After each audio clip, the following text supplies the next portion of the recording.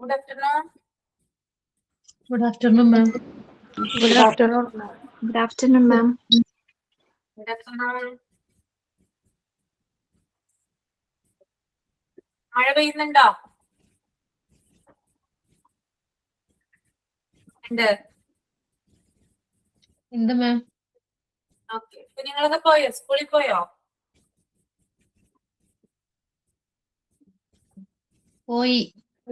പോയല്ലേ?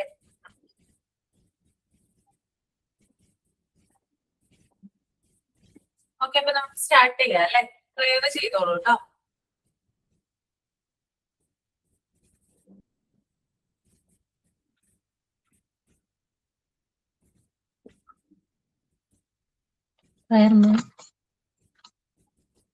ഹൃദയരാഗതന്ത്രിമീട്ടി സ്നേഹഗീതമേകിയും കർമ്മഭൂമി തളിരിടുന്ന വർണ്ണമേകിയും നമ്മിൽ വാഴുമാതിനാകും ഇന്നു വാഴ്ത്തിടാം ഞങ്ങൾ പാടുമീ സ്വരങ്ങൾ കീർത്തനങ്ങളാകണേ ചോടുവയ്ക്കുമീ പദങ്ങൾ നൃത്തലോലമാകണേ കുഞ്ഞു വീടിനുള്ള പഴങ്ങൾ സ്വർഗമാകണേ അമ്മ നൽകുമുമ്മ പോലും അമൃതമാകണേ പൂർണ്ണമീ ചരാചരങ്ങൾ ഗുരുവരങ്ങളാകണേ. താങ്ക് യു മാം.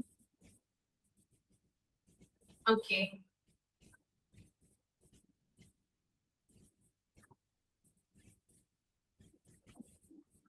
നമുക്ക് സ്റ്റാർട്ട് ചെയ്യാം അല്ലെ? വായിച്ചിട്ട് വരാൻ പറഞ്ഞിട്ടുണ്ടായിരുന്നു ഞാൻ. എല്ലാരും വായിച്ചായിരുന്നോ?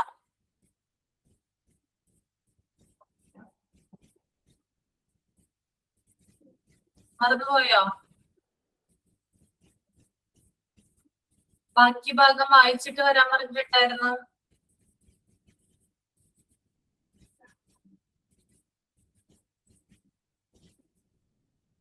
വായിച്ചിട്ടില്ല മാം. നല്ല കുട്ടികള്. ഞാൻ വായിച്ചിട്ട് വരാൻ പറഞ്ഞിട്ടുണ്ടായിരുന്നു. കാരണം നമുക്ക് അത്രയും സമയം പോവുമല്ലോ ഇതിനകത്ത് വായിച്ചിരുന്നു കഴിഞ്ഞാൽ. അതുകൊണ്ടാണ് കേട്ടോ അങ്ങനെ പറഞ്ഞത്.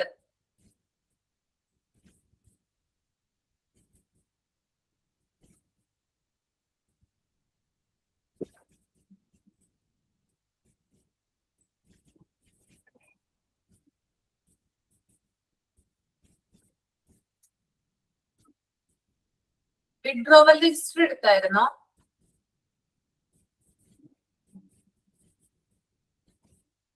വിഡ്രോവൽ രജിസ്റ്റർ ഇല്ല മിസ്, ടീച്ചേഴ്സ് ഡയറി വരെ. ടീച്ചേഴ്സ് ഡയറി വരെ എടുത്തല്ലേ? അഡ്വാൻറ്റേജസ് എടുത്തായിരുന്നോ ടീച്ചേഴ്സ് ഡയറിയുടെ?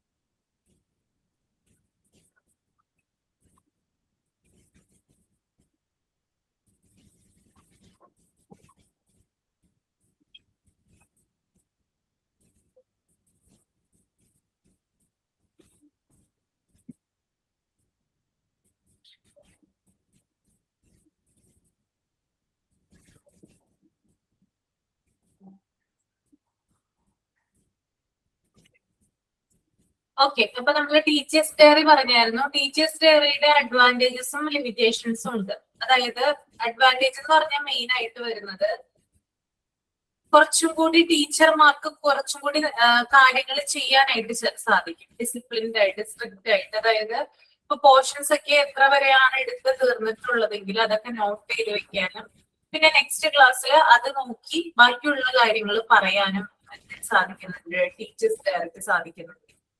ഓക്കെ, അപ്പോ ടീച്ചേഴ്സ് അവരുടെ വർക്കുകൾ, അവരുടെ റെസ്പോൺസിബിലിറ്റി ഉത്തരവാദിത്വത്തോടെ ചെയ്യാൻ സഹായിക്കുന്ന ഒന്നാണ് എന്ത് ടീച്ചേഴ്സ് ഡയറി എന്ന് പറയുന്നത്. പിന്നെ ഓരോ ക്ലാസ്സിലും എടുത്തിട്ടുള്ള ലെസണുകൾ ഏതൊക്കെയാണ്, എന്തൊക്കെ കോഴ്സുകളാണ് പഠിപ്പിച്ചിട്ടുള്ളത്, ഇങ്ങനെയുള്ള കാര്യങ്ങളൊക്കെ അറിയാൻ വേണ്ടിയിട്ട് ടീച്ചേഴ്സ് ഡയറി സഹായിക്കുന്നുണ്ട്. അതുപോലെ തന്നെ ക്ലാസ് റൂമിലെ ഇൻസ്ട്രക്ഷൻസ്, മാർഗനിർദ്ദേശങ്ങളും മറ്റൊക്കെ കൊടുക്കുന്നതിന് വേണ്ടിയിട്ട് എന്ത് ചെയ്യുന്നുണ്ട് ടീച്ചേഴ്സ് ഡയറി ഹെൽപ്പ് ചെയ്യുന്നുണ്ട്. ഓക്കെ, പിന്നെ അതുപോലെ തന്നെ ഈ ടീച്ചേഴ്സ് ഡയറി എഴുതി കഴിഞ്ഞാല് ഇത് എന്ത് ചെയ്യണം, ഞാൻ പറഞ്ഞിട്ടുണ്ടായിരുന്നു. ആരാണ് ഈ ടീച്ചേഴ്സ് ഡയറി ചെക്ക് ചെയ്യേണ്ടത്? ആരായിരുന്നു? ആരാണ് ചെക്ക് ചെയ്യേണ്ടത് ടീച്ചേഴ്സ് ഡയറി? ഹെഡ് മാസ്റ്റർ ആണ് അല്ലെ, പ്രിൻസിപ്പൾ വന്ന് ചെക്ക് ചെയ്യണം അല്ലെ. അപ്പൊ പ്രോപ്പർ ആയിട്ട് ഓരോ ക്ലാസ്സിലും വേണ്ട കാര്യങ്ങളൊക്കെ കൊടുത്തു എന്ന് ഉറപ്പ് വരുത്താനായിട്ട് ഹെഡ് മാസ്റ്റർ വന്ന് എന്ത് ചെയ്യണം, ഇത് ചെക്ക് ചെയ്യണം. അപ്പൊ ഓരോ ക്ലാസ്സിലും വേണ്ടത്ര കാര്യങ്ങൾ കൊടുത്തു എന്ന് തോന്നുമ്പോഴാണ് ആരോ സൈൻ ചെയ്യുന്നത്, ഹെഡ് മാസ്റ്റർ സൈൻ ചെയ്യുന്നത്. അപ്പൊ അത്തരത്തിലുള്ള ഇൻസ്ട്രക്ഷൻസ് ഒക്കെ കംപ്ലീറ്റ് ആയിട്ട് പോയിട്ടുണ്ടോ എന്ന് അറിയാൻ വേണ്ടിയിട്ട് എന്ത് ചെയ്യുന്നുണ്ട് ടീച്ചേഴ്സ് ഡയറി ഹെൽപ്പ് ചെയ്യുന്നുണ്ട്. ഇതിന്റെ ലിമിറ്റേഷൻസ് എന്ന് പറഞ്ഞാല് ഈ ടീച്ചേഴ്സ് ഡയറി മെയിൻറ്റെയിൻ ചെയ്യുന്നത് എന്ന് പറയുന്നത് ഭയങ്കര ബുദ്ധിമുട്ടുള്ള കാര്യമാണ്. കാരണം ഇത് അപ്ഡേറ്റ് ചെയ്യണം എപ്പോഴും. നമ്മൾ എല്ലായ്പ്പോഴും ടീച്ചേഴ്സ് ഡയറിയിലെ കാര്യങ്ങൾ വ്യക്തമായിട്ട് എഴുതിയിരിക്കണം. ചില ടീച്ചേഴ്സിന് ചിലപ്പോൾ അതിനുള്ള സമയം കിട്ടാറില്ല. അപ്പോ അപ്ഡേറ്റ് ചെയ്യാനായിട്ടുള്ള സമയം ഉണ്ടെങ്കിൽ മാത്രമാണ്, നമുക്ക് അതിനുള്ള സമയം നീക്കിവെക്കാനുണ്ടെങ്കിൽ മാത്രമാണ് നമുക്കത് അപ്ഡേറ്റ് ചെയ്യാനായിട്ട് സാധിക്കുക. അത് അതിന്റെ ഒരു ലിമിറ്റേഷൻ ആണ്. പിന്നെ അതുപോലെ തന്നെ എല്ലാ ആഴ്ചയും എന്താ പറയാ, ഏതൊക്കെ സബ്ജക്റ്റുകളാണ് എടുത്തത്, ഏതൊക്കെ ക്ലാസ്സുകളിൽ അത് എടുത്തു, ഇതൊക്കെ എല്ലാവരും ഓർമ്മിച്ച്, അതായത് ഒരു ദിവസം നമ്മളിത്, ഫോർ എക്സാമ്പിൾ ഇപ്പൊ ഇന്ന് ട്യൂസ്ഡേ ആണ്, ഇപ്പൊ ഒരു ടീച്ചർ 7ാം ക്ലാസ്സിൽ സോഷ്യൽ സയൻസ് എന്ന് പറയുന്ന സബ്ജക്റ്റ് ആണ് എടുത്തിട്ടുള്ളതെങ്കിൽ അത് അന്ന് ആ ടീച്ചർ അന്ന് തന്നെ എഴുതി വെക്കുവാണെങ്കിൽ ഇറ്റ്സ് ഈസി, അതായത് കുറച്ചുകൂടി എളുപ്പമാണ്. പക്ഷെ ഇതിങ്ങനെ ഇന്ന് ചൊവ്വാഴ്ച, നാളെ ബുധൻ, വ്യാഴം, വെള്ളി, പിന്നെ അടുത്ത മൺഡേ ആയിരിക്കും ചിലപ്പോ ടീച്ചേഴ്സ് ഡയറി ചിലപ്പോ ടീച്ചർമാരെ എഴുതുന്നത്. അപ്പോ ഇത്രയും ദിവസത്തെ, ഈ 4-5 ദിവസത്തെ ഒരുമിച്ച് എന്ത് ചെയ്യും, എഴുതാനായിട്ട് അതിനകത്ത് ഉണ്ടാവും. അപ്പൊ അതൊരു ഡിഫിക്കൽട്ട് ആയിട്ടുള്ള ടാസ്ക് ആണ്. ടീച്ചേഴ്സ് ഡയറി നല്ലതാണ്, പക്ഷെ നമ്മൾ ഡെയിലി എഴുതി പോവാണെങ്കിൽ അത് നല്ലതാണ്. പക്ഷെ അത് നമ്മൾ പെൻഡിങ് ഇട്ട് വെച്ച് കഴിഞ്ഞാല് നമ്മൾക്ക് ഡിഫിക്കൽട്ട് ആണ് അത് ഓർത്തെടുത്ത് എഴുതുന്നതിന് വേണ്ടിയിട്ട്. ഓക്കെ, പിന്നെ പലപ്പോഴും പ്രിൻസിപ്പാൾ ആവശ്യപ്പെടുന്ന സമയത്ത് ടീച്ചേഴ്സ് ഡയറി സബ്മിറ്റ് ചെയ്യാനായിട്ട് സാധിക്കാറില്ല ടീച്ചേഴ്സിന്. കാരണം എന്തുകൊണ്ടാ, പല കാര്യങ്ങളും അതിനകത്ത് എഴുതിയിട്ടുണ്ടാവില്ല. ഡേ ടു ഡേ ഉള്ള കാര്യങ്ങൾ, അതായത് ക്ലാസ് റൂമിൽ നടത്തിയിട്ടുള്ള ആക്ടിവിറ്റീസ്, ലെസൺസ്, ഇങ്ങനെയുള്ള കാര്യങ്ങളൊന്നും തന്നെ എഴുതിയിട്ടുണ്ടാവില്ല. ടീച്ചർ പ്രിൻസിപ്പാള് സബ്മിറ്റ് ചെയ്യാനായിട്ട് ആവശ്യപ്പെടുന്ന സമയത്താണ് ചിലപ്പോൾ ടീച്ചേഴ്സ് ഡയറി എഴുതാനായിട്ട് ചില ടീച്ചർമാര് തുടങ്ങുന്നത്. അപ്പൊ അതും ഇതിന്റെ ലിമിറ്റേഷൻസ് ആണ് കേട്ടോ. ഓക്കെ, അപ്പോ എന്താ പറയാ, പിന്നെ കൂടുതൽ ടീച്ചർമാരും ഇത് സീരിയസ് ആയിട്ടല്ല ഇത് കംപ്ലീറ്റ് ചെയ്യുന്നത് ഈ ഡയറി. പിന്നെ എന്താ പറയാ, പിന്നെ ക്ലാസ്സുകൾ ചേഞ്ച് ചെയ്യുന്നതിനനുസരിച്ച്, സബ്ജക്റ്റുകൾ ചേഞ്ച് ചെയ്യുന്നതിനനുസരിച്ച് ചില പ്രോബ്ലംസ് ടീച്ചേഴ്സ് ഡയറിയിൽ ഉണ്ടാവാറുണ്ട്. ഇതാണ് മെയിൻ ആയിട്ട് ഇതിന്റെ അഡ്വാൻറ്റേജ് ആൻഡ് ഡിഫിക്കൽട്ടീസ് എന്ന് പറയുന്നത് കേട്ടോ. ഓക്കെ, ക്ലിയർ ആണോ?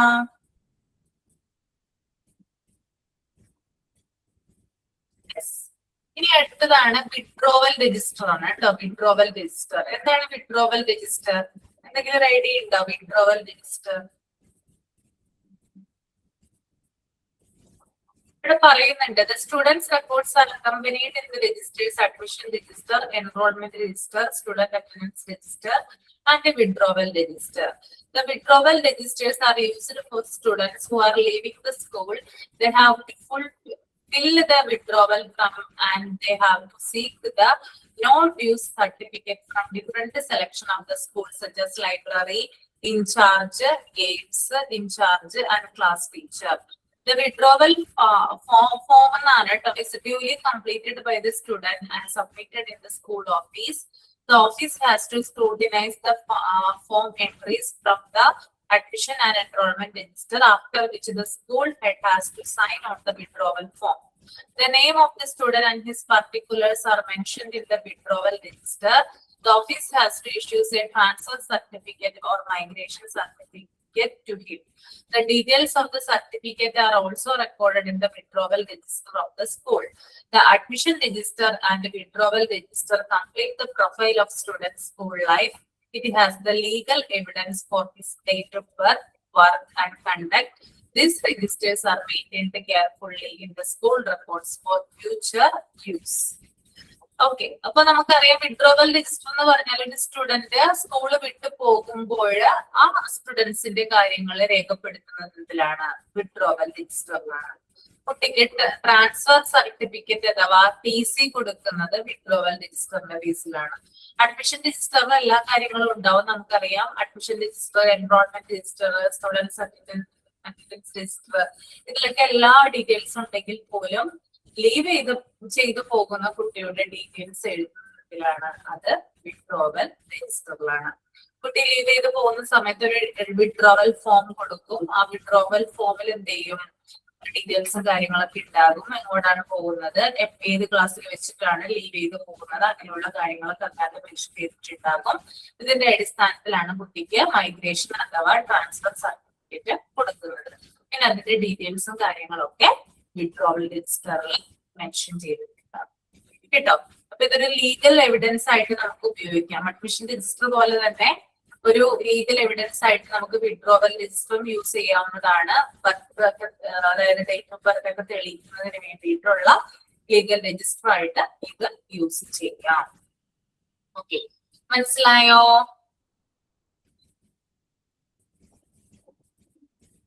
മാം, കുട്ടി പോവുകയാണെന്ന് അറിഞ്ഞതിന് ശേഷം ഈ രജിസ്റ്റർ എഴുതി തുടങ്ങും. അതെ അതെ, ലീവ് ചെയ്ത് പോകുമ്പോഴാണ് ഈ രജിസ്റ്ററിലെ ഡീറ്റെയിൽസ് എഴുതുന്നത് കേട്ടോ. ലീവ് ചെയ്ത് പോകുന്ന സമയത്ത്. ഓക്കെ, ടീച്ചർമാർ എഴുതുവാണോ അതോ നമ്മുടെ അഡ്മിനിസ്ട്രേഷൻ, നമ്മുടെ ഓഫീസ് സ്റ്റാഫ്സ് എഴുതുവാണോ? വിഡ്രോവൽ ഫോമിലാണ് കുട്ടികള് പാരന്റ്സ് എഴുതുന്നത്. വിഡ്രോവൽ രജിസ്റ്ററിൽ ടീച്ചേഴ്സ് ആണ് എഴുതുന്നത് കേട്ടോ. വിഡ്രോവൽ ഫോം ഉണ്ട് ഇവിടെ. ആ ഫോമിൽ കുട്ടികൾ പാരന്റ്സ് എഴുതും കുട്ടികളുടെ. വിഡ്രോവൽ രജിസ്റ്ററിൽ ടീച്ചേഴ്സ് ആണ് എഴുതുന്നത് കേട്ടോ, അല്ലെങ്കിൽ ഹെഡ് മാസ്റ്റർ ആണ് അത് എഴുതുന്നത്. മാം, അപ്പൊ പിന്നെ ഇതിനകത്ത് എഴുതിയിരിക്കുന്ന പല ഡിപ്പാർട്ട്മെന്റിൽ നിന്ന് നമ്മൾ സൈൻ ഓഫ് വേണമെന്ന് എന്താണ് ഇവിടെ ഇപ്പൊ എഴുതിയിട്ടില്ലേ, നമ്മൾ പല ഡിപ്പാർട്ട്മെന്റിൽ നിന്ന് നമുക്ക് സൈൻ ഓഫ് വേണമെന്ന്, നമുക്ക് ഒരു ഡ്യൂസ് ഒന്നും ഇല്ല എന്ന് പറഞ്ഞിട്ട് ആ വിഡ്രോവൽ ഫോമിനകത്ത് സൈൻ ചെയ്യണമെന്ന്. അതായത് അത് വേണം. അതായത് നമുക്കറിയാലോ, നമ്മൾ സ്കൂളിൽ നിന്ന് മറ്റ് സ്കൂളിലേക്ക് പോകുമ്പോൾ നമുക്ക് പല രീതിയിൽ എന്ത് ചെയ്യണം. അതായത് നോ ഡ്യൂസ് എന്നുള്ള രീതിയിൽ ലൈബ്രറിയിലാണെങ്കിലും അതുപോലെ തന്നെ മറ്റ് പല ബന്ധപ്പെട്ട പ്രവർത്തനങ്ങൾക്കായാലും നോ ഡ്യൂസ് സർട്ടിഫിക്കറ്റ് നമുക്ക് ആവശ്യമാണ്. എന്നാൽ മാത്രമാണ് നമുക്ക് ലീവ് ചെയ്യാനായിട്ട് സാധിക്കും. അപ്പൊ അതെന്തെങ്കിലും ഉണ്ടെങ്കിൽ ഇതിനകത്ത് മെൻഷൻ ചെയ്യുന്നതായിരിക്കും കേട്ടോ. ഓക്കെ, അത്രയും മതി. ഇനി അടുത്തത് data entry of students records in computer. നിങ്ങൾ എന്തെങ്കിലും വായിച്ചിട്ട് വരാതിരുന്നത്? പറഞ്ഞതല്ലേ വായിക്കണം എന്ന്. എത്ര പേര് വായിച്ചു? എത്ര പേരാണ് വായിച്ചത്? ഇതും വായിക്കാൻ പറഞ്ഞിട്ടുണ്ടായിരുന്നു. സ്കൂൾ ഇൻസ്പെക്ഷൻ എന്ന് പറയുന്ന ചാപ്റ്ററിന്റെ 2 പേജും കൂടി വായിക്കാൻ പറഞ്ഞിട്ടുണ്ടായിരുന്നു. ഇല്ലേ, ഞാൻ പറഞ്ഞില്ലേ? പറഞ്ഞില്ലയോ? പറഞ്ഞു. പിന്നെ എന്തുകൊണ്ട് വായിച്ചില്ല? നമുക്കിത് സമയത്തിന് തീർക്കാൻ പറ്റില്ല കേട്ടോ. നിങ്ങളും കൂടി കോപ്പറേറ്റ് ചെയ്താലാണ് നമുക്ക് കറക്റ്റ് സമയത്തിന് PG കംപ്ലീറ്റ് ചെയ്യാനായിട്ട് സാധിക്കും. Okay,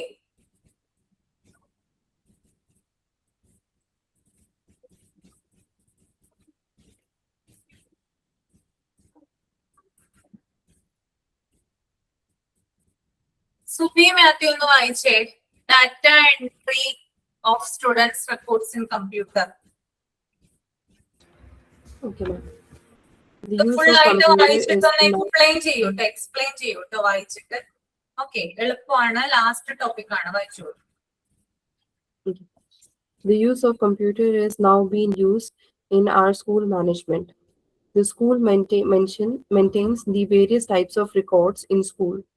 Priority to the computer, this action was very time consuming, while the students required the result and the certificates as early as possible for their use in future education for seeking job.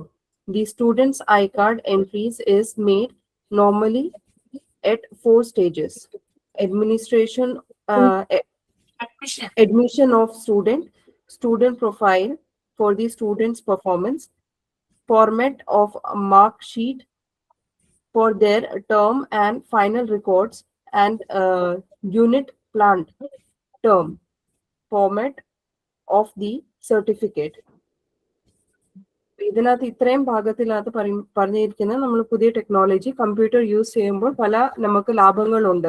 Because നമ്മൾ പല ബുക്കിനകത്തും പല പേപ്പറിനകത്ത് നമ്മൾ record save ചെയ്യുമ്പോൾ അത് ചിലപ്പോൾ മിസ്സാകാനോ ഇല്ലെങ്കിൽ അതിന്റെ മഷി പഴം തോറും മീൻസ് പഴയതാകും തോറും അതിന്റെ പേപ്പേഴ്സിന്റെ കളർ ഫെയ്ഡ് ആകാനായിട്ട് ചാൻസസ് ഉണ്ട്. പക്ഷെ കമ്പ്യൂട്ടറിനകത്താണെങ്കിൽ കറക്റ്റ് റെക്കോർഡ്സ് നമുക്ക് പെട്ടെന്ന് തന്നെ കണ്ടുപിടിക്കാനും പറ്റും. അപ്പൊ അതിനകത്ത് നമുക്ക് പല രീതിയിൽ നമുക്ക് റെക്കോർഡ്സ് നമുക്ക് എൻറ്റർ ചെയ്യാം.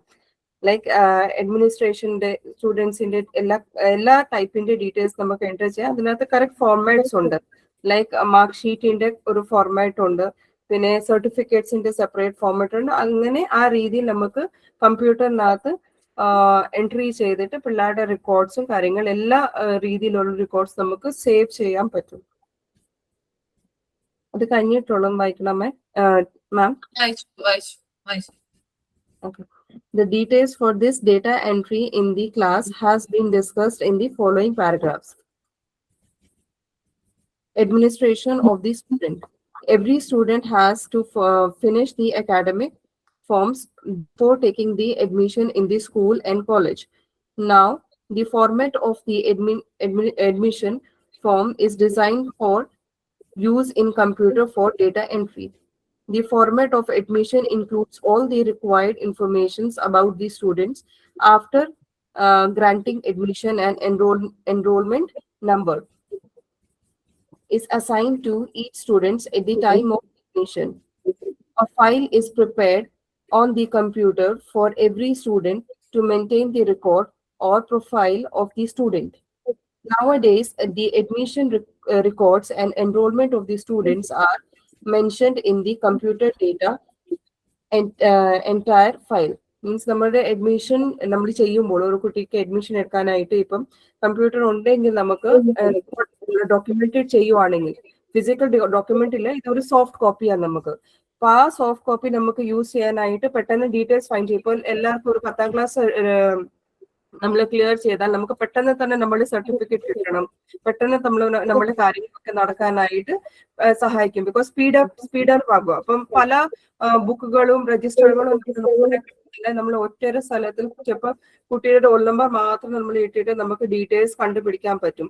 അപ്പം ഈ കമ്പ്യൂട്ടർ യൂസ് ചെയ്തിട്ട് നമുക്ക് അഡ്മിനിസ്ട്രേഷൻ ഓഫ് ദി സ്റ്റുഡൻസിന്റെ എല്ലാ രീതിയിൽ അഡ്മിഷന്റെ റിലേറ്റഡ് എല്ലാ ഡീറ്റെയിൽസും നമുക്ക് പെട്ടെന്ന് തന്നെ കണ്ടുപിടിക്കാൻ പറ്റും. ബിക്കോസ് നമ്മുടെ കമ്പ്യൂട്ടറിനകത്ത് ഇപ്പം ബേസിക്കലി എല്ലാവർക്കും അറിയാമായിരിക്കും ഒരു ഹാർഡ് ഡിസ്ക് ഉണ്ട്. ഹാർഡ് ഡിസ്കിനകത്ത് നമുക്ക് എല്ലാ ടൈപ്പും നമ്മളൊരു എസ് നമ്മുടെ കമ്പ്യൂട്ടറിനകത്ത് എൻറ്റർ ചെയ്തിട്ടുണ്ടോ അതുവരെ നമ്മുടെ ഹാർഡ് ഡിസ്കിനകത്ത് സേവ് ചെയ്യും. അതുപോലെ തന്നെ നമ്മുടെ കുട്ടികളുടെ ഏതെങ്കിലും നമ്മൾ ഫയൽ സേവ് ചെയ്തിട്ടുണ്ടെങ്കിൽ, ഏതെങ്കിലും റെക്കോർഡ് എൻറ്റർ ചെയ്തിട്ടുണ്ടെങ്കിൽ അത് നമ്മുടെ ഹാർഡ് ഡിസ്കിനകത്ത് നമ്മുടെ കമ്പ്യൂട്ടറിനകത്ത് അത് സേവ് ആകും ഒരു ഫയലായിട്ട്.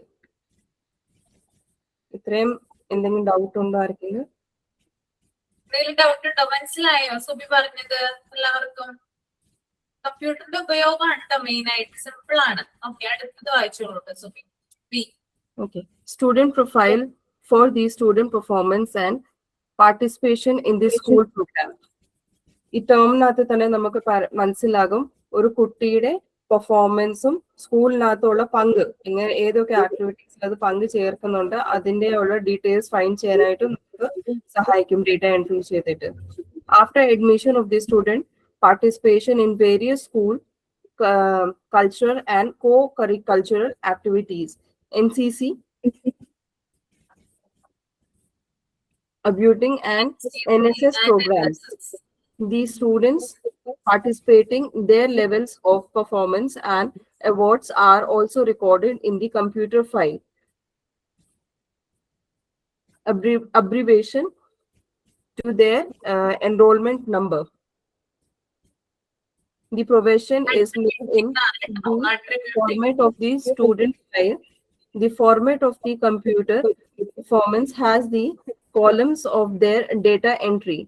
In their way, computer format the student profile of each students together. ഇപ്പൊ ഞാൻ പറഞ്ഞ പോലെ നമ്മളൊരു എസ് അതിനകത്ത് എൻറ്റർ ചെയ്തിട്ടുണ്ടെങ്കിൽ നമുക്ക് ഡീറ്റെയിൽസ് വരാം.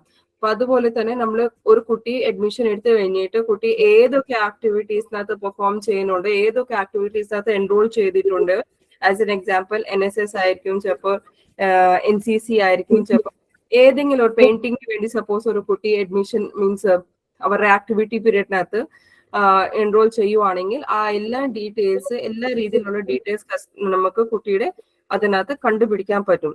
അപ്പൊ അതിനൊരു എല്ലാ കുട്ടികൾക്കും ഒരു യുണീക്ക് ഐഡന്റിറ്റി തന്നിട്ടുണ്ടായിരിക്കും. ആസ് എൻ എക്സാമ്പിൾ നമ്മൾ ക്ലാസ്സിൽ ഒരു 50 കുട്ടികൾ ഉണ്ടെങ്കിൽ എല്ലാവർക്കും നമ്മൾ ഒരു റോൾ നമ്പർ തന്നിട്ടുണ്ട്. അപ്പൊ നമ്മൾ റോൾ നമ്പർ 1 അലിക്കുമ്പോൾ തന്നെ ആ ഒരു സിംഗിൾ കുട്ടിയെ എണീറ്റ് വരത്തുള്ളൂ.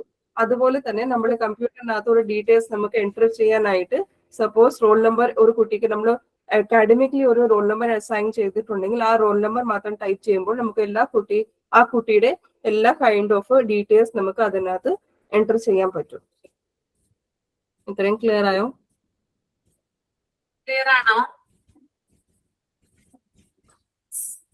അടുത്തത് വായിച്ചോളൂ. The significance of school records. Ma'am third point ഉണ്ടല്ലോ.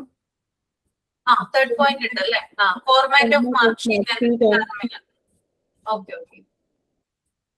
Okay. The main task of school is to organize teaching and conducting exams. First, second, and final term exam. Before the exam, student has to complete the examination form, which comprise the academic card. The format of the admission form is processed according to use of the computer data entry. Every student is allowed to examination number to maintain examination record on the computer. After examine, acquired marks of the students.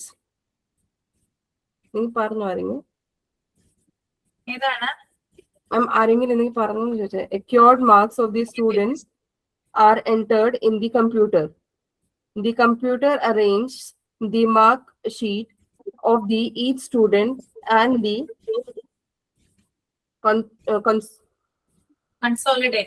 consolidated result of the examination. In the home examination, first, second, and the term mark are also entered, and the students' result prepared very quickly, and students' mark sheet are also prepared simultaneously. The result are given on computer internet service before disclosing in the newspaper. ഈ പാരഗ്രാഫിനകത്ത് തന്നെ നമുക്ക് board എക്സാമിന്റെ കാര്യം നമ്മൾ നോക്കിയാൽ മതി. Board എക്സാംസിനകത്ത് നമ്മുടെ role നമ്പറിനകത്ത് എല്ലാ ഡീറ്റെയിൽസ് നമുക്ക് കമ്പ്യൂട്ടറിനകത്ത് നമ്മൾ റോൾ നമ്പർ എൻ്റർ ചെയ്യുമ്പോൾ എല്ലാ ഡീറ്റെയിൽസ് നമുക്ക് അതിനകത്ത് അറിയാൻ പറ്റും. ഒരു കുട്ടിക്ക് ഫൈനൽ എക്സാം ആയാലും ഫസ്റ്റ് ടേം ആയാലും എല്ലാ 3 ടേംസ് ഉണ്ടല്ലോ, ആ എല്ലാ ടേമിനകത്ത് അക്യോർഡ് ചെയ്ത് മാർക്കും സ്കോറിങ്ങും ടോട്ടൽ പെർസെൻറ്റേജ് എല്ലാം നമുക്ക് ഔറ്റൊരു നമ്പർ കൊണ്ട് നമുക്ക് എൻ്റർ ചെയ്ത് കണ്ടുപിടിക്കാൻ പറ്റും.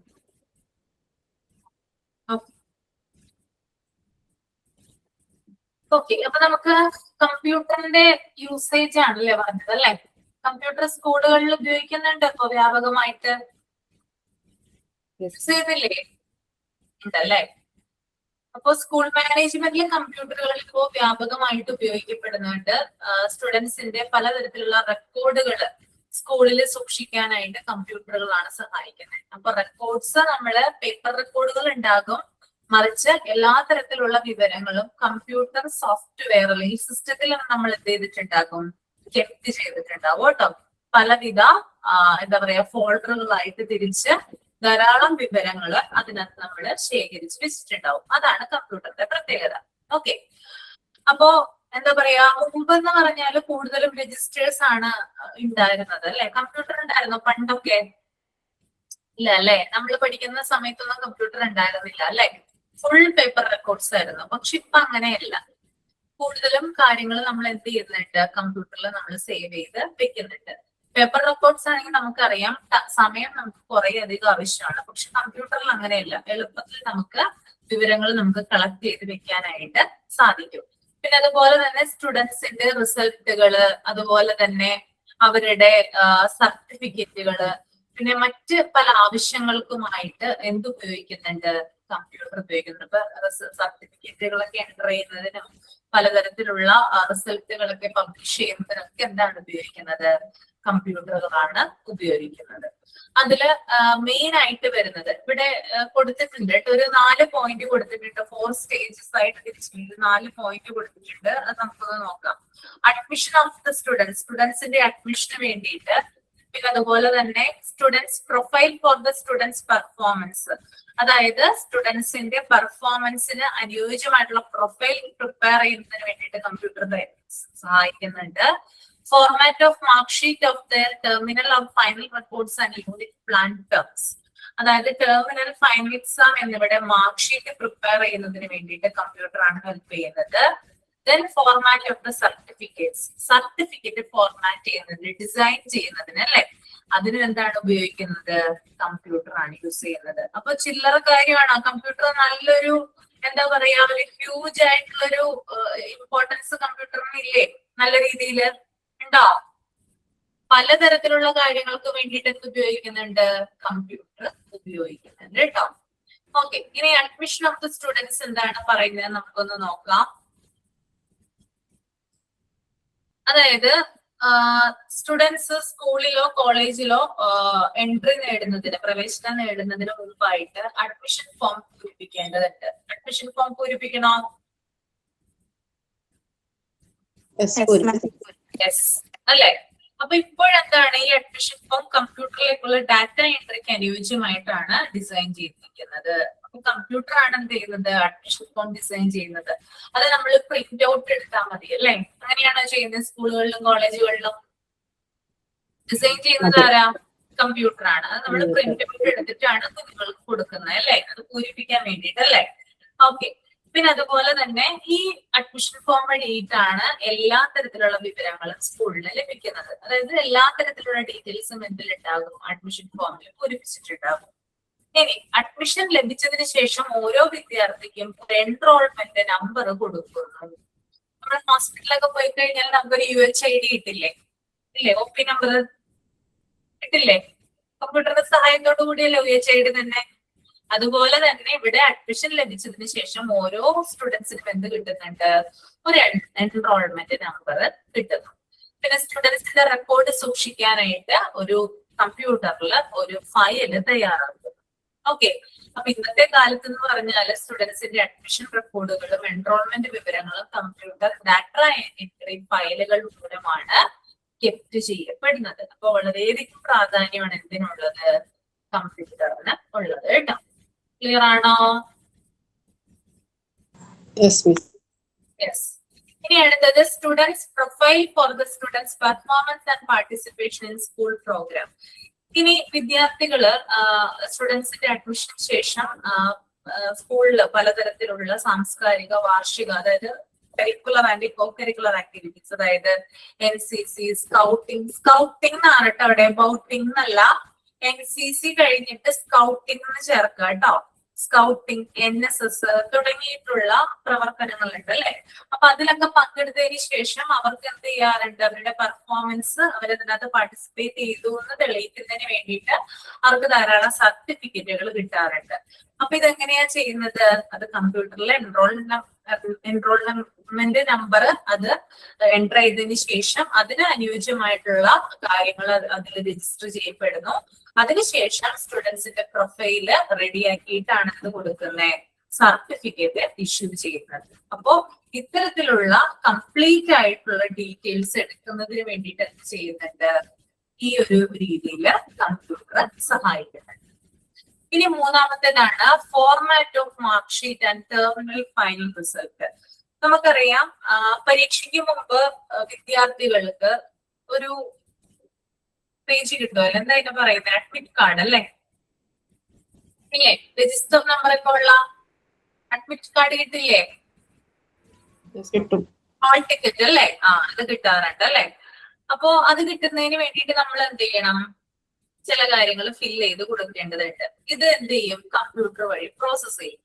അതിനുശേഷം രജിസ്റ്റർ നമ്പർ അടങ്ങിയിട്ടുള്ള ഹാൾ ടിക്കറ്റ് എന്ത് ചെയ്യുന്നു? കുഞ്ഞുങ്ങൾക്ക് വിതരണം ചെയ്യുന്നു. അതും കമ്പ്യൂട്ടർ ബേസിലാണ് ചെയ്യപ്പെടുന്നത്.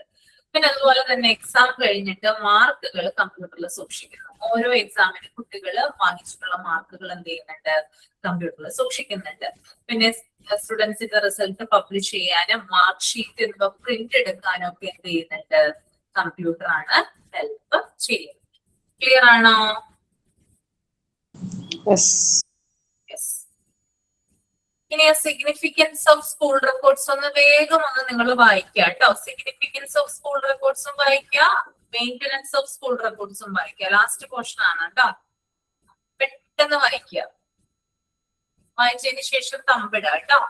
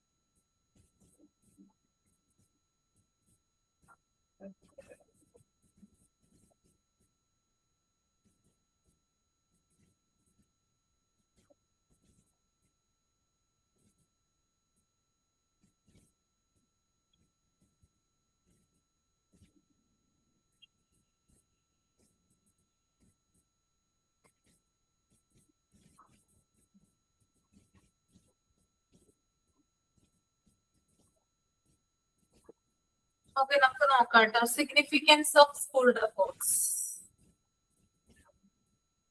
The following are the significance of school records. First one, schools keep an account of each student on its roll and submit periodic reports which contain all the necessary information about the students. അതായത് school നിർബന്ധമായിട്ടും റെക്കോർഡുകളുടെ details സൂക്ഷിക്കേണ്ടതുണ്ട്. അതായത് periodical ആയിട്ട് report കൊടുക്കാനായിട്ട് സഹായിക്കുന്നതിന് വേണ്ടിയിട്ട് റെക്കോർഡുകൾ സഹായിക്കുന്നുണ്ട്. രണ്ടാമത്തേത്, the school records help to submit to the Department of Education the budgetary statement of finance needs at the beginning of the session. അതായത് എഡ്യൂക്കേഷൻ ഡിപ്പാർട്ട്മെന്റ് ഫിനാൻഷ്യൽ ആവശ്യങ്ങൾക്കായിട്ട് സ്കൂളിൽ നിന്ന് ബഡ്ജറ്റ് ആവശ്യപ്പെടുന്ന സമയത്ത് ഈ റെക്കോർഡുകൾ സഹായകരമാണ്. അതായത് എഡ്യൂക്കേഷൻ ഡിപ്പാർട്ട്മെന്റ് എന്തെങ്കിലും ചില സമയത്ത് ബഡ്ജറ്റിങ്ങുമായി ബന്ധപ്പെട്ടിട്ടുള്ള ചില രേഖകൾ ചോദിക്കുന്നുണ്ട്. അപ്പോ ഈ സ്കൂൾ റെക്കോർഡ്സിന്റെ ബേസിലാണ് എന്ത് കൊടുക്കുന്നത്, ഇത് അവർക്ക് കൊടുക്കുന്നത്. Then മൂന്നാമത്തെ point, school records help to judge the progress of the students on rolls, their strength and weakness, and the teachers and parents to bring about desirable changes. പിന്നെ അതുപോലെ തന്നെ സ്റ്റുഡൻസിനെ ഒബ്സർവ് ചെയ്യാനായിട്ട്, അവരുടെ ചേഞ്ചസ് ഐഡന്റിഫൈ ചെയ്യാനായിട്ട്, improvement mark ചെയ്യാനൊക്കെ ആയിട്ട് എന്ത് ഉപയോഗിക്കുന്നുണ്ട്, സ്കൂൾ റെക്കോർഡ്സ് യൂസ് ചെയ്യുന്നുണ്ട്. Then നാലാമത്തെ point, the records also help to know the educational achievements of a particular locality and even of the state. ഒരു പ്രദേശത്തെയോ അല്ലെങ്കിൽ ഒരു സംസ്ഥാനത്തെയോ ഉണ്ടായ പുരോഗതി നിരീക്ഷിക്കുന്നതിന് വേണ്ടിയിട്ട് സ്കൂൾ റെക്കോർഡ്സ് സഹായിക്കുന്നുണ്ട്. അതായത് സ്റ്റേറ്റിലുള്ള പുരോഗതി അല്ലെങ്കിൽ ഒരു ലൊക്കാലിറ്റിയിലുള്ള പ്രോഗ്രസ് ഇതൊക്കെ നോട്ട് ചെയ്യുന്നതിന് വേണ്ടിയിട്ട് സ്കൂൾ റെക്കോർഡ്സ് ഹെൽപ്ഫുൾ ആണ്.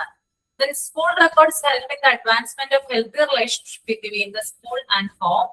From the progress report, both the teachers and parents evaluate the students' achievement and progress. നമുക്കറിയാം പ്രോഗ്രസ് റിപ്പോർട്ടുകൾ കുഞ്ഞുങ്ങൾ കൊണ്ടുതരാറുണ്ട് അല്ലെ, ഉണ്ടോ? ഉണ്ട്. എന്തിന്റെ ബേസിലാണ്? സ്കൂൾ റെക്കോർഡ്സിന്റെ ബേസിലാണ് പ്രോഗ്രസ് റിപ്പോർട്ടുകൾ എഴുതുന്നത്. അപ്പൊ വീടുമായിട്ടും സ്കൂളുമായിട്ടും നല്ലൊരു ബന്ധം നിലനിർത്തുന്നതിന് വേണ്ടിയിട്ട് എന്ത് സഹായിക്കുന്നുണ്ട്, സ്കൂൾ റെക്കോർഡ്സ് സഹായിക്കുന്നുണ്ട്.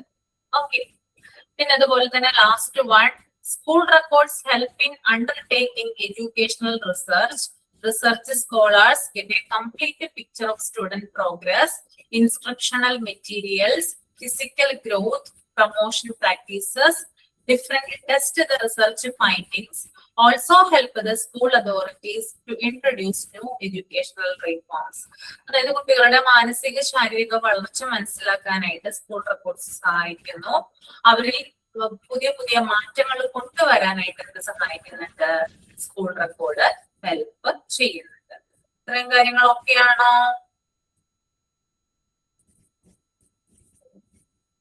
യെസ്.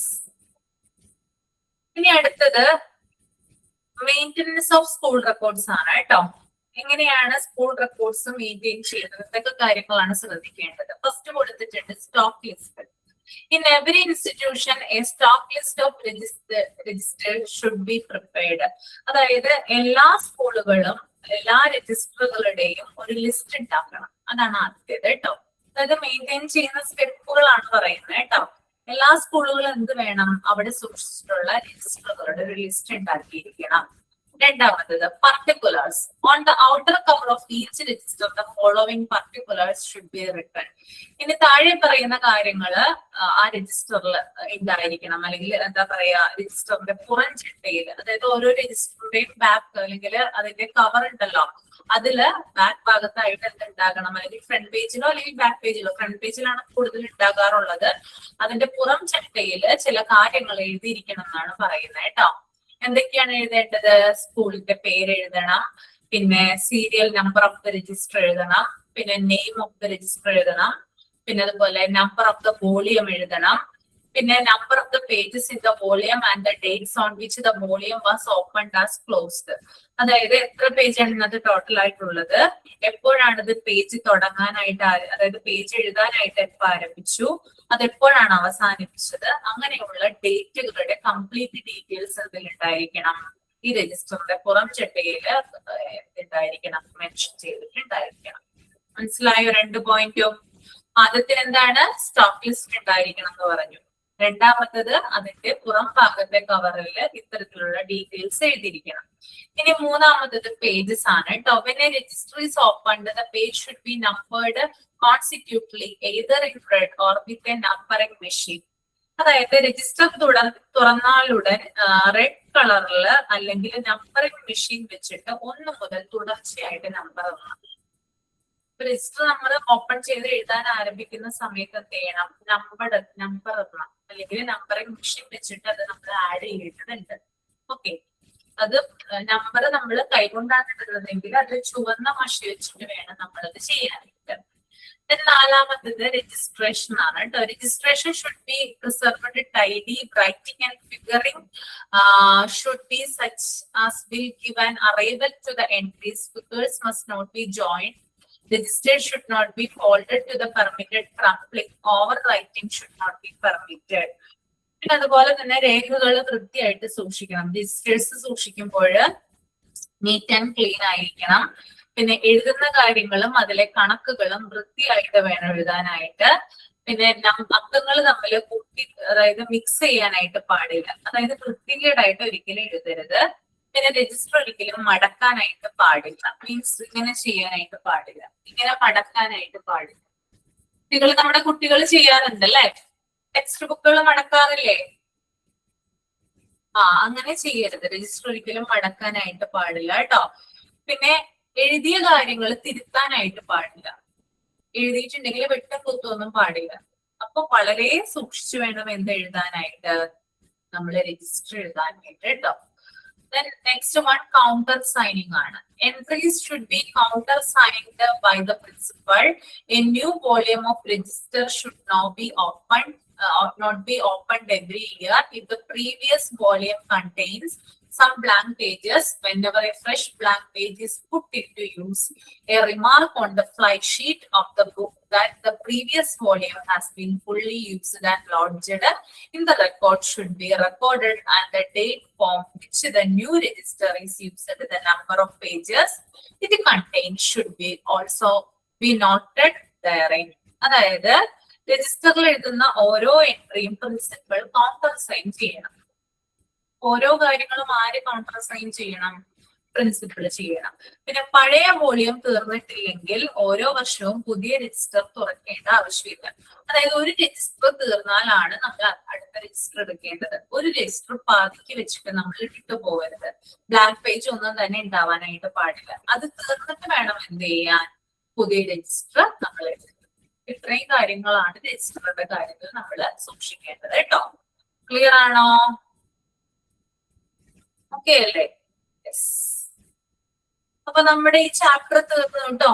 ചാപ്റ്റർ കുഴപ്പമില്ലല്ലോ, ഇവിടുത്തെ ഭാഗങ്ങളൊക്കെ നിങ്ങൾക്ക് ഓക്കെ ആണല്ലോ, എളുപ്പമല്ലേ? ഈസി ആയിട്ട് എഴുതാൻ പറ്റും കേട്ടോ. വായിച്ചാൽ മതി നിങ്ങൾ കേട്ടോ നന്നായിട്ട്. പിന്നെ മോക്ക് ടെസ്റ്റ് ഞാൻ തന്നേക്കാം കേട്ടോ. നാളെ അല്ലെങ്കിൽ മറ്റന്നാളെ മോക്ക് ടെസ്റ്റ് ഇട്ടേക്കാം. ഓക്കെ, ഇനി നമുക്ക് അടുത്ത ചാപ്റ്ററിന്റെ കുറച്ച് ഭാഗങ്ങൾ ഇൻട്രൊഡക്ഷൻ ഒന്ന് നമുക്ക് സ്റ്റാർട്ട് ചെയ്യാം. എല്ലാവരും ഓക്കെ ആണോ? അടുത്ത ക്ലാസ്സിൽ വായിച്ചിട്ട് ഇപ്പം നമുക്ക് ഒരു രജിസ്റ്റർ തീർന്നു കഴിഞ്ഞിട്ട് അടുത്ത രജിസ്റ്റർ നമ്മൾ എഴുതുമ്പോൾ ആ സെയിം കാര്യങ്ങൾ തന്നെ നമ്മൾ പിന്നെയും എഴുതണം. ലൈക്ക് ഫസ്റ്റ് പേജിൽ ഈ കുറച്ച് കാര്യങ്ങൾ നമ്മൾ എഴുതണമെന്ന് പറഞ്ഞില്ലേ, സെയിം കാര്യങ്ങൾ നമുക്ക് ഫസ്റ്റ് പേജിൽ എത്ര പേജസ് ഉണ്ട് അതെല്ലാം മെൻഷൻ ചെയ്യണമെന്ന് പറഞ്ഞായിരുന്നല്ലോ. അപ്പൊ നമ്മളിപ്പോ ഒരു ബുക്ക് രജിസ്റ്റർ തീർന്നു കഴിഞ്ഞിട്ട് അടുത്ത രജിസ്റ്റർ നമ്മൾ എടുക്കുവാണെങ്കിൽ ആ ഫസ്റ്റ് പേജിൽ നമ്മൾ എഴുതിയ കാര്യം അടുത്ത രജിസ്റ്ററിനകത്തും എഴുതണം എന്നാണോ? അതിന്റെ ബാക്കി എഴുതിയാൽ മതി. അത് കറക്റ്റ് സ്കൂളിലാണ് ചോദിക്കേണ്ടത്. എനിക്ക് കറക്റ്റ് അറിയില്ല. മാം ആ ഫില്ല് ചെയ്യുന്ന കാര്യം പറഞ്ഞില്ലേ, ഡേറ്റ്, എടുത്ത ഡേറ്റ്, പേജ് നമ്പേഴ്സ്. അപ്പൊ പുതിയ രജിസ്റ്റർ എടുക്കുമ്പോൾ നമ്മളത് അടുത്തത് രജിസ്റ്റർ എടുക്കുമ്പോൾ നമ്മളത് ഫില്ല് ചെയ്യണമല്ലോ, ഏത് ഡേറ്റിലാണ് നമ്മളത് എടുത്തത്. മറ്റതിന്റെ കണ്ടിന്യൂഷൻ അല്ലേ? അതാ അതെ സുബി ചോദിച്ചത്. എഴുതണം കേട്ടോ. എവിടെയാണോ നിർത്തിയത് അതിന്റെ കണ്ടിന്യൂഷൻ ആയിരിക്കണം അടുത്തതിൽ നമ്മൾ തുടങ്ങേണ്ടത്. പിന്നെ വീണ്ടും നമ്മൾ പുതുതായിട്ട് തുടങ്ങേണ്ട ആവശ്യമില്ല. അങ്ങനെ പാടില്ലെന്നാ പറയുന്നതിനകത്ത് കേട്ടോ. ഓക്കെ.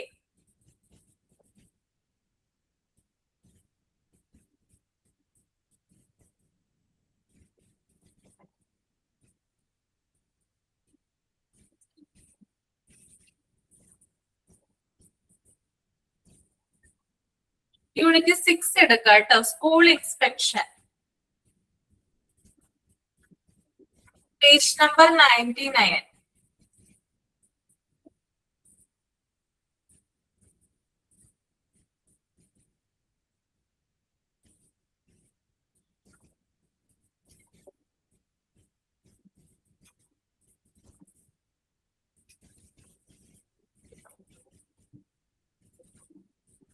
ആ ഫസ്റ്റ് പേജ് ഒന്ന് റീഡ് ചെയ്തോളൂ കേട്ടോ.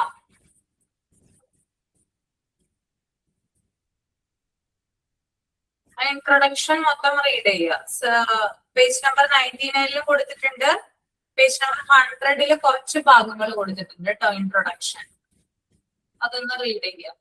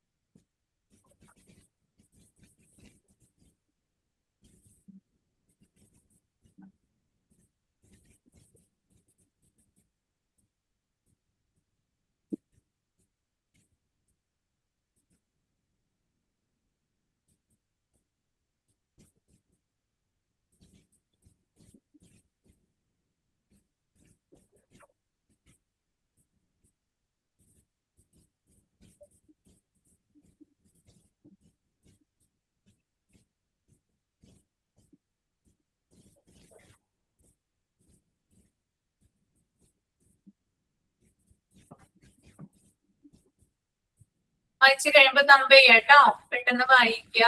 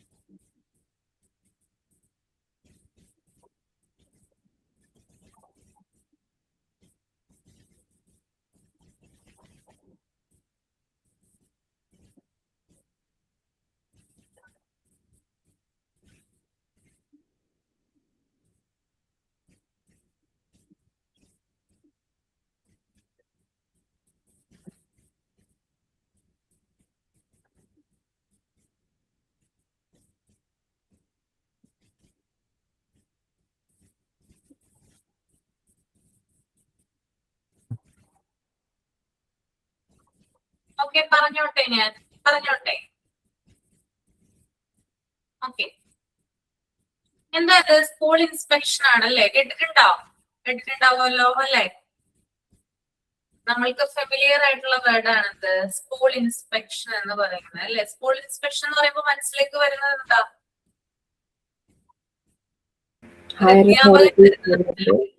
ഹയർ അതോറിറ്റീസ് വന്നിട്ട് നമ്മുടെ സ്കൂളിന്റെ ഫിറ്റ്നസും പിന്നെ രജിസ്റ്റർ വർക്കും പിന്നെ റിക്വയർമെന്റ്സ് ഉള്ള എല്ലാം കറക്റ്റ് ആക്കിയിട്ട് ചെക്ക് ചെയ്യും. Okay okay. അതായത് സ്കൂളിന്റെ ഇൻട്രൊഡക്ഷൻ ആട്ടോ പറയുന്നേ. തുടക്കത്തിൽ അതായത് നമുക്കറിയാം, നമ്മൾക്ക് മുമ്പ് ഇവിടെ ഭരിച്ചിരുന്നത് ബ്രിട്ടീഷുകാരാണല്ലേ? അവരല്ലേ എഡ്യൂക്കേഷൻ സിസ്റ്റം ഒക്കെ കൊണ്ടുവന്നത്?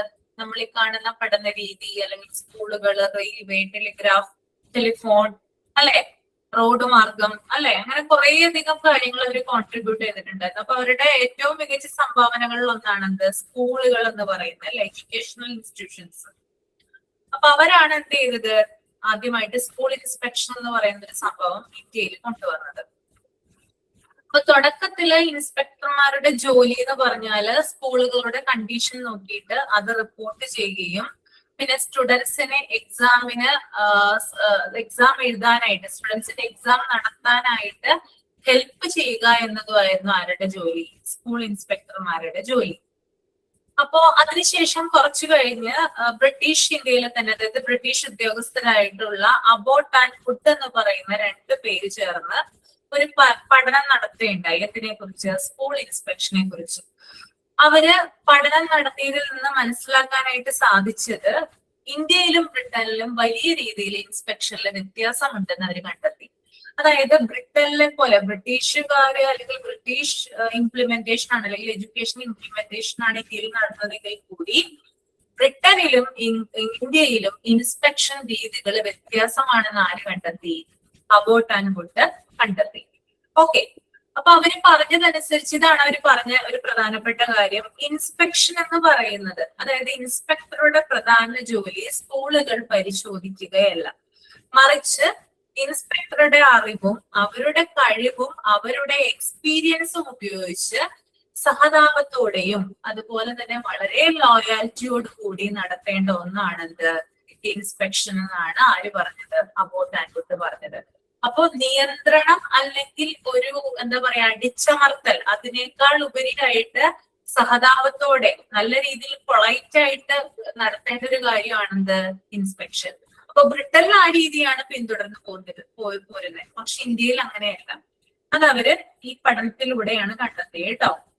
പക്ഷെ ഇപ്പോഴും ഇന്ത്യയിൽ ഇതിന് മാറ്റങ്ങളൊന്നും വന്നിട്ടില്ലെന്നാണ് ഇവര് പറയുന്നത്. അതായത് ഇപ്പോഴും പഴയ രീതിയിൽ തന്നെയാണ് എന്ത് നടത്തുന്നത്? ഇൻസ്പെക്ഷൻ നടത്തുന്നത്. അതായത് ഇൻസ്പെക്ഷൻ അല്ലെങ്കിൽ ഇൻസ്പെക്ടർ വരുന്നത് സ്കൂളിന്റെ കുറ്റം കണ്ടുപിടിക്കാനാണെന്നാണ് അബോട്ട് ആൻഡ് വുഡ് കണ്ടുപിടിച്ചത്.